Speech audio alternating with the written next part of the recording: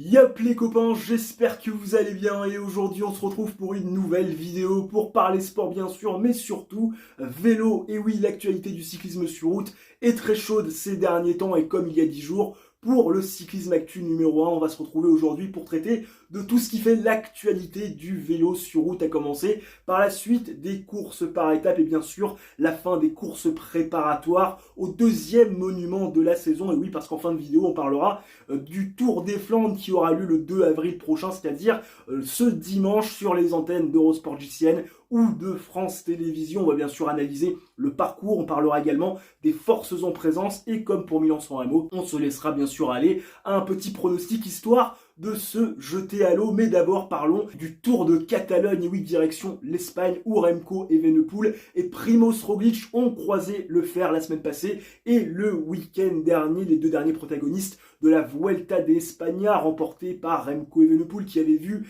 Primož Roglič en fin de Vuelta se rapprocher de lui au classement général. Malheureusement, on connaît l'histoire, le Slovène avait dû abandonner sur chute et il recroisait le fer donc la semaine passée, le week-end dernier sur le Tour de Catalogne en vue bien sûr de leur affrontement sur le prochain Giro d'Italia, puisque oui, les deux sont prévus bien évidemment pour croiser le fer lors du premier grand tour de la saison. Comme vous pouvez l'imaginer, Remco Evenepoel et Primož Roglič ont marché sur ce Tour de Catalogne et sur la concurrence. 4 victoires d'étape à eux deux de chacun. Et forcément, le classement général s'est joué entre le champion du monde 2022, Remco Evenepoel, et le triple vainqueur du Tour d'Espagne, Primož Roglič. Et à ce petit jeu-là, eh bien, c'est l'expérience qui a raflé la mise, puisque Primož Roglič a remporté le classement général du Tour de Catalogne, un petit peu de la même manière qu'il avait remporté Tirreno Adriatico il y a quelques semaines maintenant, puisque Primož Roglič ne s'est point découvert lors des étapes reines de ce Tour de Catalogne en Espagne, attendant bien sûr les derniers hectomètres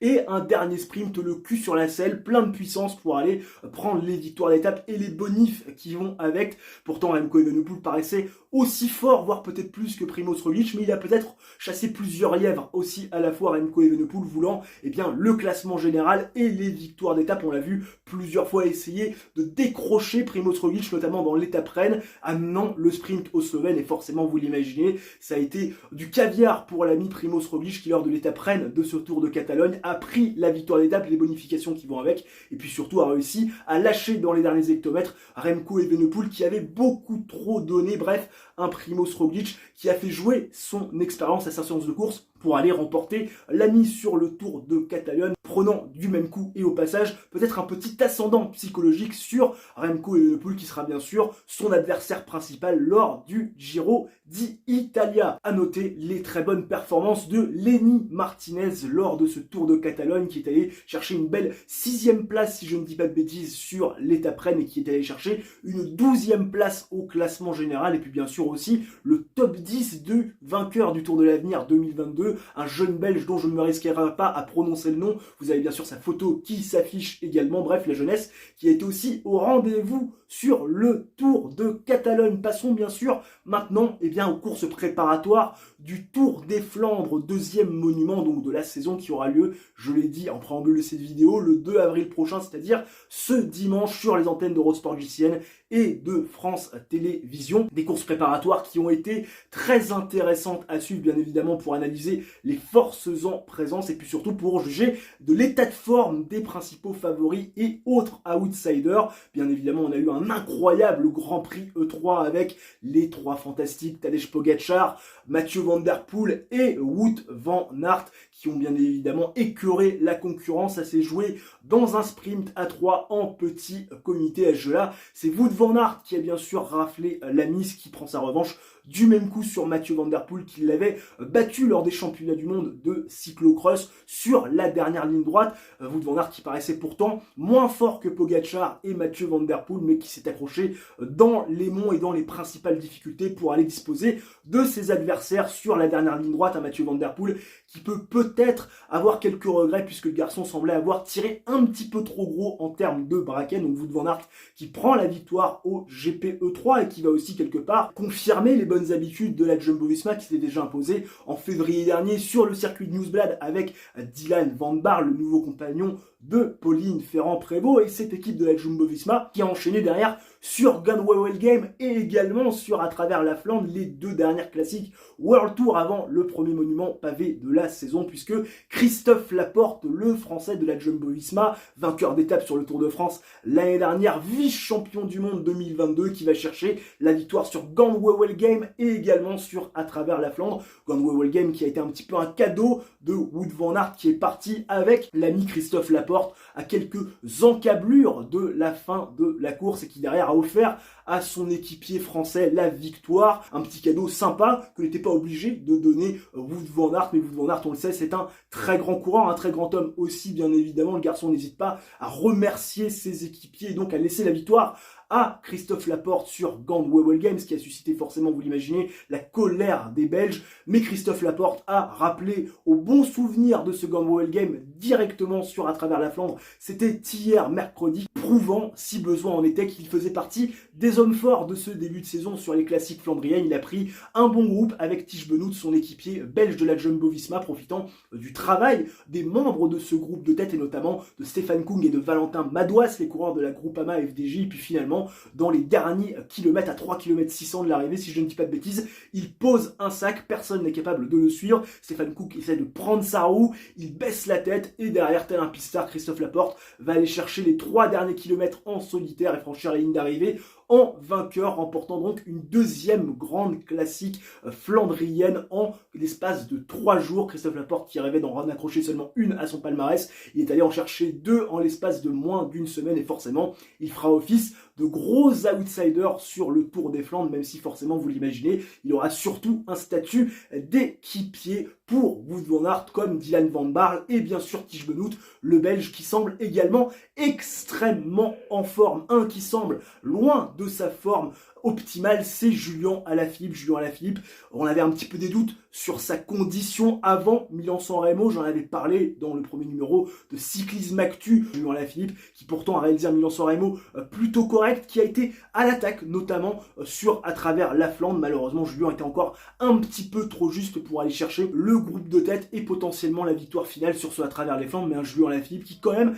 a laissé parler son instinct, puisqu'on a vu un Julian Alaphilippe offensif à l'attaque, posant plusieurs banderilles à plusieurs endroits du parcours, même si ces dernières étaient quand même, on va pas se le cacher, à contre-temps. Il a été victime aussi d'un problème de dérailleur qui n'a absolument rien arrangé, mais un Julian Alaphilippe qui sera présent bien sûr sur le Tour des Flandres, alors peut-être pas avec un objectif de victoire comme il l'avait annoncé en tout début de saison, puisqu'on le rappelle, Julian Alaphilippe faisait du Tour des Flandres son premier gros objectif de l'année, mais au vu de sa forme qui n'est pas à son sommet, mais au vu bien sûr aussi de la concurrence qui sera très rude avec Pogacar, Van Aert et Van Der Poel et autres gros outsiders qui sont clairement au pic de leur forme. Peut-être qu'on va être obligé de revoir les objectifs à la baisse sur ce Tour des Flandres et peut-être se concentrer également sur les Ardennaises qui ont fait ses premiers succès avec la Flèche Wallonne et puis surtout Liège-Bastogne-Liège qui rêve d'accrocher à son palmarès, même si bien sûr il y aura la concurrence Remco et Evenepoel, en tout cas un Julian Alaphilippe qui est plein de bonne volonté, qui laisse parler son naturel, mais qui est quand même, peut-être, on va pas se le cacher,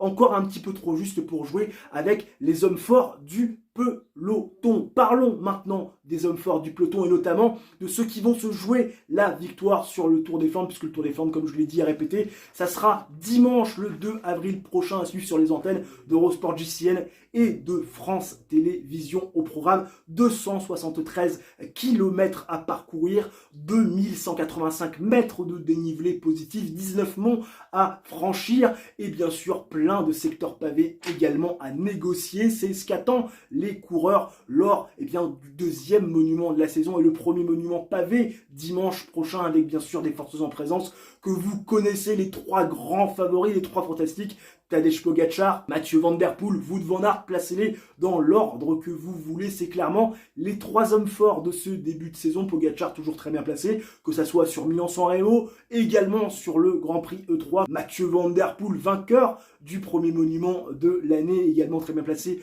lors du Grand Prix E3. Et puis un Wout van Aert qui était présent dans le badge final de Milan-San Remo et qui a remporté le GP E3, laissant aussi la victoire à son coéquipier Christophe Laporte sur Gunwale Game. C'est clairement les 3 noms qui se détachent pour la victoire finale du Tour des Flandres. Bien sûr, à ne pas négliger les Valentin Madouas, autre Matej Mohoric qui pourrait, pourquoi pas, tirer leur épingle du jeu si ça se regarde un petit peu. Mais ce qui est sûr, c'est que moi, de mon point de vue, je vois une victoire de la Jumbo-Visma, puisque oui, c'est l'équipe qui semble être la plus forte sur le papier. Alors certes, on va me dire, pour accompagner Mathieu Van Der Poel, il y aura des garçons comme Jasper Philipsen qui ont fait des progrès sur les pavés, et notamment sur le franchissement des monts. Mais quand on voit l'effectif de la Jumbo-Visma avec Tiesj Benoot, avec Dylan Van Baarle, avec Christophe Laporte, avec Wout van Aert, on se dit que ces garçons auront l'avantage du nombre et que même si Wout van Aert est marqué la culotte par Mathieu Van Der Poel et par Tadej Pogacar, ils ne pourront pas courir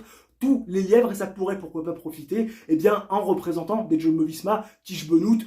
Dylan Van Baarle ou pourquoi pas Christophe Laporte aller chercher la passe de 3 après Gambo Welgem et à travers la Flandre. Ce qui est sûr, c'est que les trois équipiers de Wout van Aert sont très en forme, même si Dylan Van Baarle a chuté il y a quelques temps, il reste quand même un homme fort et surtout un homme important dans le dispositif de la Jumbo-Visma pour la victoire finale sur ce Tour des Flandres. Clairement, ce Tour des Flandres, pour moi, il ne peut pas échapper au Jumbo-Visma, même si bien évidemment on attend des surprises et pourquoi pas venant de Valentin Madouas ou de Stephen Kung pour la Groupama FDJ. Valentin Madouas qui clairement semble être la meilleure carte française avec bien sûr Christophe Laporte. Valentin Madouas que j'annonce dans le top 8 à l'arrivée de ce Tour des Flandres et soyons fous, pourquoi pas une victoire française avec Christophe Laporte, mais encore une fois on le rappelle, le leadership sera bien sûr uniquement dédié à Wout van Aert. Bref, à vos pronos, je vous attends dans les commentaires, n'hésitez pas à me faire part de votre top 3 à l'issue de ce Tour des Flandres, je me ferai un plaisir de découvrir vos pronos et également vos avis sur cette vidéo. Si elle vous a plu, bien évidemment, le like, l'abonnement et l'activation de la cloche, c'est votre coup du chapeau, ça mange pas de pain,